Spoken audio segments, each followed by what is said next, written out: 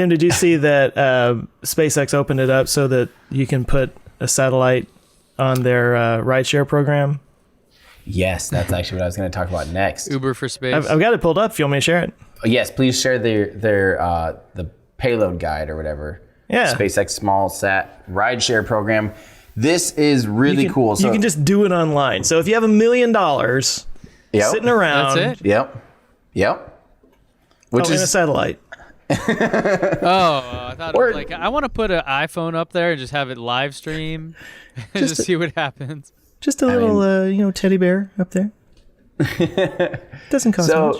What's cool? So this has actually been done for a while. Don't forget, there's been what's the company? Was it just Spaceflight? Is that what I'm thinking of? We looked at it last week, didn't we? Where so many appendices. They have like the user manual online and stuff like that, and you're like, oh, so many acronyms. Look at all these acronyms. It's nerd heaven. It's like heaven, yeah. Wow. We should have a quiz show with like trying to quiz Tim on these acronyms here. Okay. Here, so what is ITAR? ITAR restricted. That's International Treaties Arms Regulations, maybe? Traffic and Arms Regulations. Fail. Dang it. I can't see that, by the way. It's too small on my screen, so I'll look over here just in case. What is CLA? CLA. Cool, Los Angeles. I have no idea. Coupled loads analysis? Ooh, that's a new one for me. That's awesome. Yeah. What's the top one? AFS Command. What? Air Force Space Command Manual. Thank you. But no, you were supposed to say AFSPCMAN. What is that? Well, I was trying to ask man. Ass man. Ask man. Okay, I kept interrupting you, Tim. Sorry, talk. What is Q? No, but speak.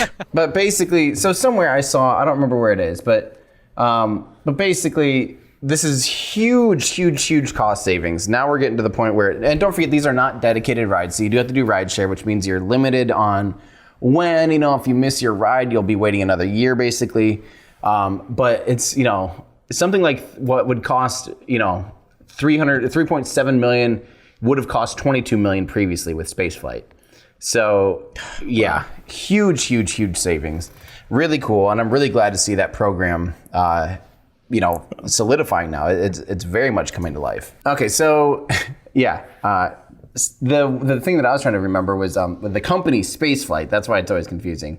The company Spaceflight has been doing stuff like this for years, where you basically contact Spaceflight because you have, say, a small satellite that you'd like to have it ride share on something, so you're not having to spend $62 million on a Falcon 9 or something. You contact Spaceflight, they arrange it with a couple different things, and they have all these ways of making it cost savings.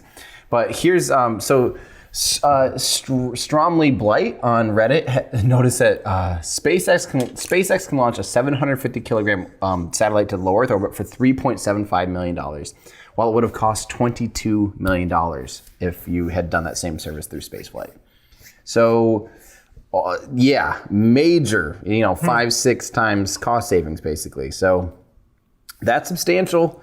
It's still the one thing to remember, though. This, like I was saying earlier, it's not a dedicated rideshare. So things like Rocket Lab, if you need to, most of these launches are all going to be sun-synchronous orbits or some kind of, I don't exactly know the orbits that a lot of these rideshare missions with SpaceX will be.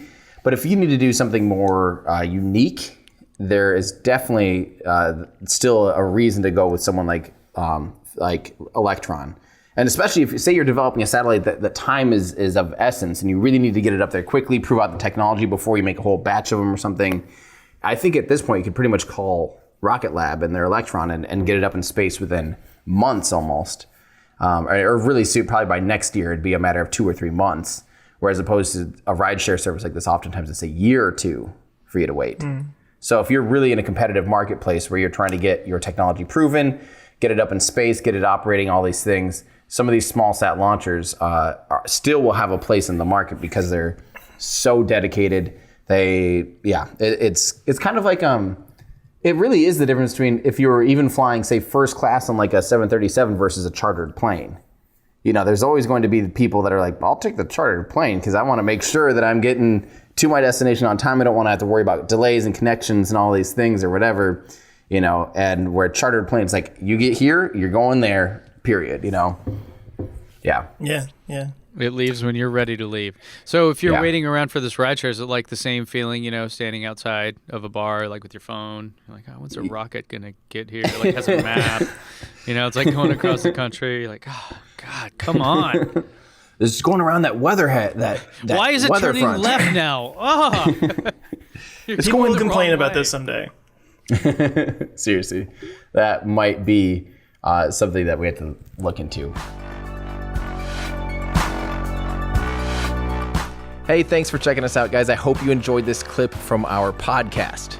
We do a weekly show here on YouTube, so make sure to subscribe to Our Ludicrous Future, where we discuss all the things that are going to make our future totally ludicrous. You can join us here on YouTube or at any of your favorite podcast places. Plus, if you want to get some behind-the-scenes stuff and join a cool community, you can help support the channel at patreon.com. Thanks a lot. Thanks, guys.